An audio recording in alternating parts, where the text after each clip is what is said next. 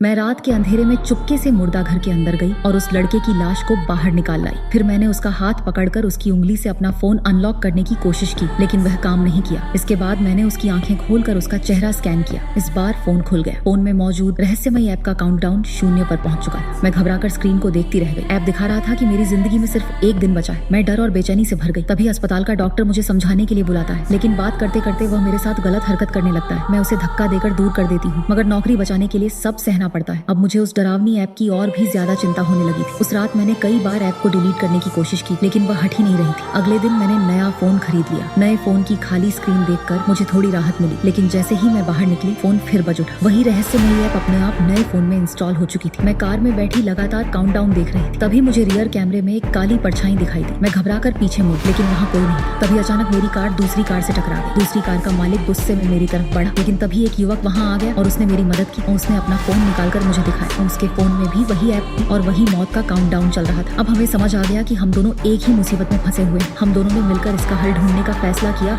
और एक पुराने चर्च में पहुंचे। वहाँ एक पादरी ने हमारी पूरी कहानी सुनी और एक प्राचीन किताब निकाली। उस किताब में लिखा था कि यह एक शैतानी श्राप है। जो भी इस ऐप के जाल में फंसता है उसकी मौत तय हो जाती है। पादरी ने कहा कि अगर हम इस ऐप का सोर्स कोड ढूंढ लें तो शायद श्राप को तोड़ने का कोई रास्ता मिल सकता है। तभी मुझे एक टेक्नोलॉजी एक्सपर्ट की याद आई और हम दोनों तुरंत उसकी दुकान की ओर निकल पड़े। अगले पार्ट के लिए नीचे पार्ट 2 पर क्लिक करें। वीडियो 24 घंटे बाद इस वीडियो के नीचे लगा दी जाएगी। दूसरा पार्ट देखना ना भूलें। तब तक के लिए सब्सक्राइब कर लें।